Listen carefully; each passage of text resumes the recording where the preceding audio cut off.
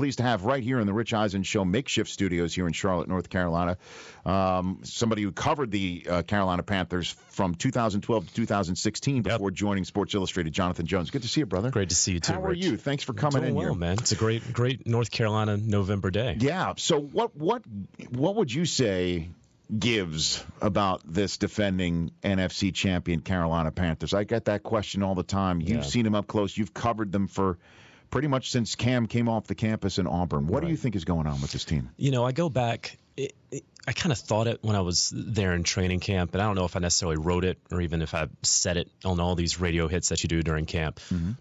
But there was really no competition for the starting jobs. The most interesting starting job competition there was for punter.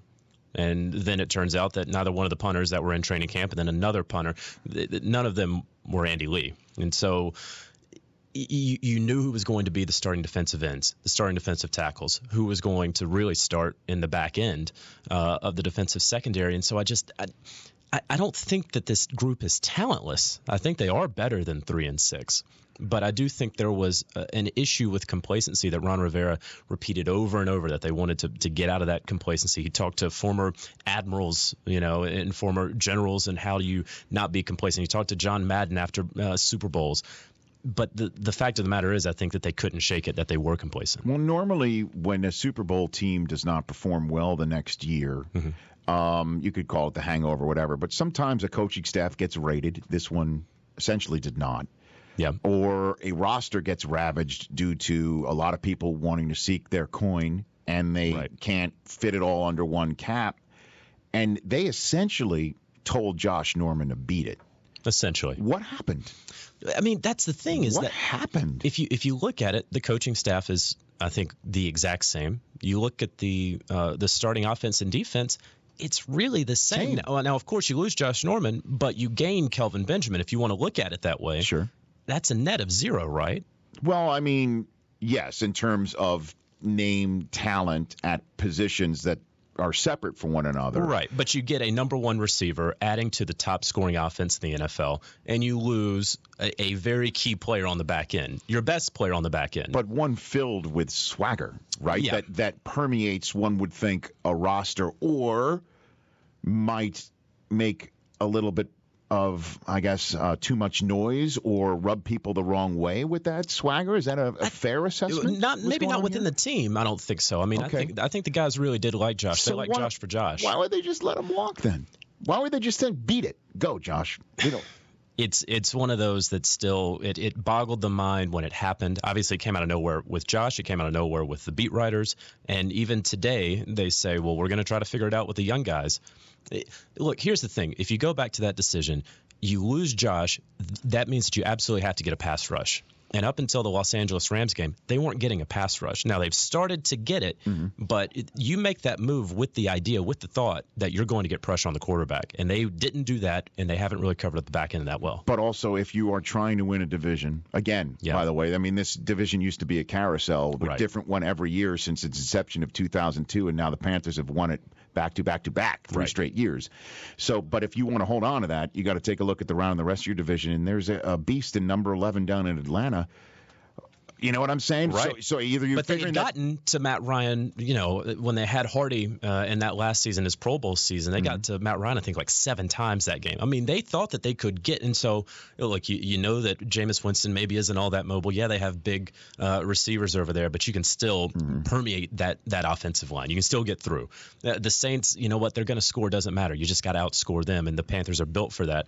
And they could get to Matt Ryan, but now, of course, we saw that they really needed Josh Norman against Julio. Former Panthers beat writer and Charlotte Observer reporter, now at Sports Illustrated, Jonathan Jones, here in studio with me in Charlotte. So now that you're covering nationally the NFL, what do you think is the story of 2016? If you had to choose one, pull a storyline of what this season is now that we're entering Week 11. Is there even one? It's tough because right now it has to be the Dallas Cowboys. I think it has to be. But at the end of the season, if Tom Brady continues what he's done, and I think he's only not the story right now because he only played half the season up until now, it would be essentially half the season. It would probably be Tom Brady once we get to January 1, because if he continues this play, he'll be the MVP. Right. I think so, too, but we could also have a rookie as MVP We could, but I think a lot of people are going to say, and I feel like you're talking about Ezekiel Elliott. I am, by the way, not Dak. I'm talking about Ezekiel Elliott because Dak, from all the conversations that I've had with the analysts that I have on this show as well, the NFL Network, and also seeing the games with my own two eyes, the number of times that Dak should have, certainly in the first half of the season, check out of some run plays that they went ahead and ran, and Zeke just popped it for 50 yards anyway. Where I've lost track of the number of times and that's helped Dak gain the confidence to still be the starter. I think, his yards after contact and how they're wearing down defenses in the late third and early fourth quarters, it is amazing. However, I think rightly or wrongly, there's going to be a lot of credit for that Cowboys offensive line. And so when the 50 voters all, come together, I think a lot of folks will either think too hard, maybe outsmart themselves and say, well, Tyron Smith really finished off that guy there on that final run for Ezekiel against Pittsburgh. Meanwhile, Tom Brady only threw one interception, and they lost one game while he was the quarterback.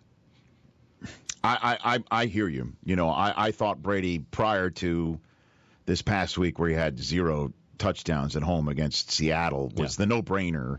Now, obviously, when you have a performance like that evens the pack out a little bit. Seattle against Dallas, who do you think takes that one down, Jonathan? Depends on where it is. If it's at Seattle, let's put it in Dallas. Oh, man. Right? Can I call it a tie? You cannot. Because it's a playoffs. Yes. Okay. I'm just going to take Seattle. I can't really bet against them in the NFC. I always pick them in the NFC. And except last year, I picked the Panthers last year. Right. But especially after Carolina went up to Seattle and did what they did. But I'm going to pick Seattle in the NFC. Jonathan Jones here on the Rich Eisen Show studio in Charlotte. You wrote a fascinating piece for Sports Illustrated about why NBA head coaches Van Gundy and obviously Popovich in particular are so outspoken about the election and things of any political nature, and the NFL is as buttoned up as they possibly can be. Why do you think that is? Obviously, the NFL is a more conservative league, and I mean that both in what you want to say and I think also ideologically, at least with the coaches, right? But then there's also the idea of NBA individuality. And I think I brought up the point of, back in the 80s when they said, listen, Michael Jordan, you can't wear the shoes with the red soles on the bottom. They don't adhere to our uniform policies. We're going to fine you. We're going to fine you. Then they said, you know what? After all those fines, the shoe's selling well. Do what you want. And now we see guys on the court wearing whatever shoes they want, having really whatever messages they want. Meanwhile, the NFL just fined Antonio Brown a couple weeks ago $6,000 for having a little bit of light blue on his cleats.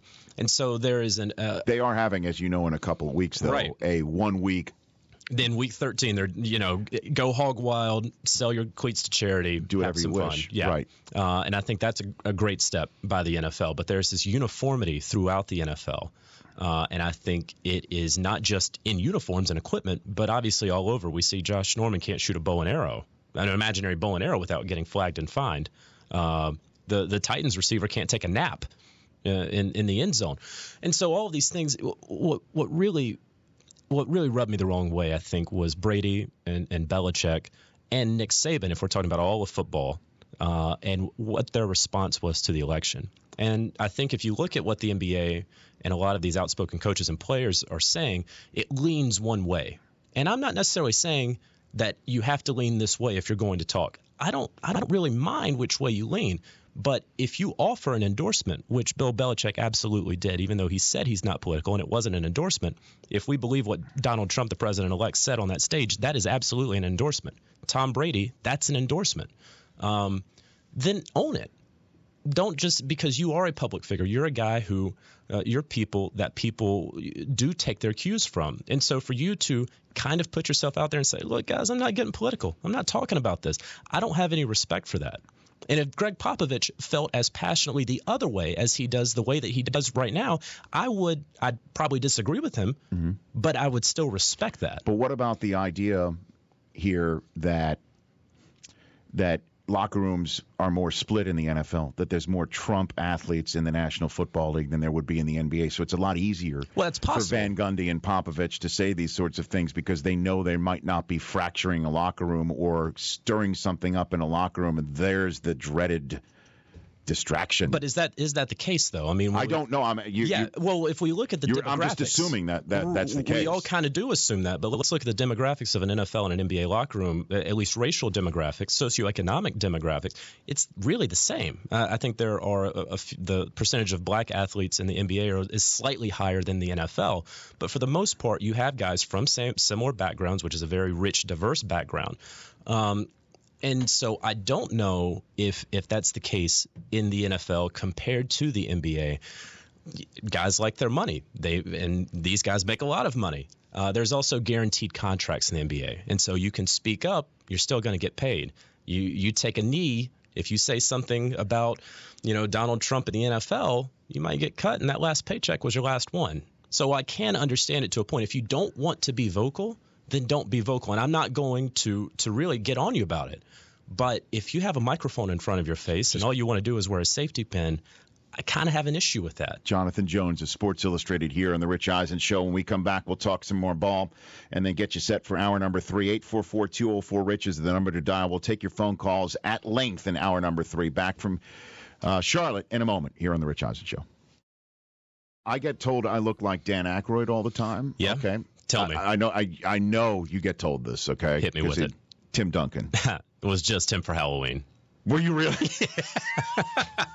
Because you're tall too, right? I mean, you're not as tall. Not as tall, but are you as fundamentally strong though at what you do? In writing, yes, I know where every comma goes. You want a semicolon right there?